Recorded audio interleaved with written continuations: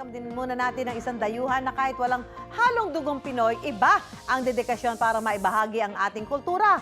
Aba, mahusay! Yan ang buwanamanong kwentong inalam ni Von Aquino. Welcome to Amsterdam.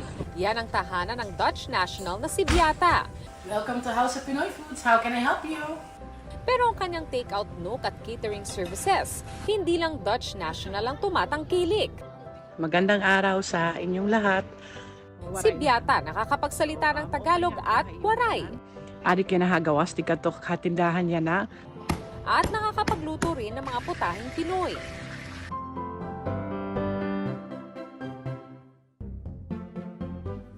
Hindi lang Pinoy at heart si Beata dahil napaibig din siya sa Pinoy na si Rainier. Noong 2003, umuwi kami ng asawa ko ng Pilipinas para sa kasal namin.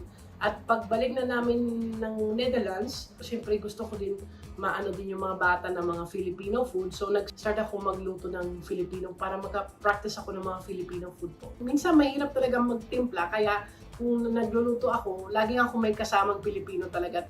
Kahit sa ibang bansa na sila naninirahan, matiyaga pa rin niyang pinag-aaralan ang pagluluto ng putahing Pinoy. Parang naka-interest talaga ako na siyempre yung asawa ko, love na love ko talaga siya. Yung pinagalingan niya, tsaka yung mga food, yung culture, importante din yan sa akin. Kaya decidido talaga ako noon na gusto ko talaga matuto para magluto ng Filipino food. Mula sa pagluluto, sinasabay rin niya ang pag-aaral ng Tagalog at Waray. Dahil dito, mas nauunawaan daw niya ang asawa at pamilya nito na tubong Samar. Ang ginawa na kasi ng asawa ko, kinasal na kami sa Pilipinas, nagwaray na lang siya, hindi na siya nag-English, hindi na siya nag-Dutch. Nagwaray, so natuto na lang ako, wala akong choice.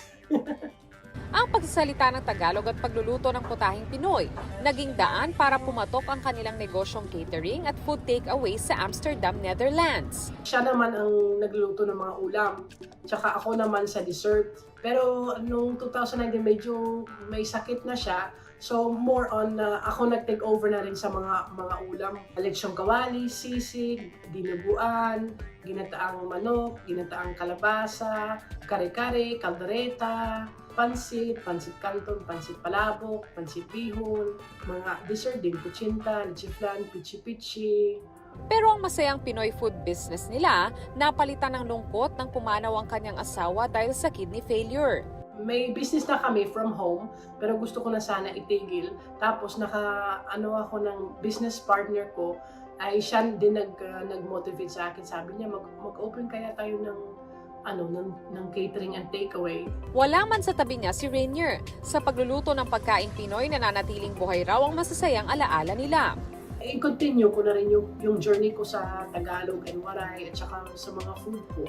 Para makakashare pa rin ako sa mga anak ko. Importante din po sa akin na yung hindi mawawala din sa mga bata kasi kahit pa paano half Filipino talaga sila.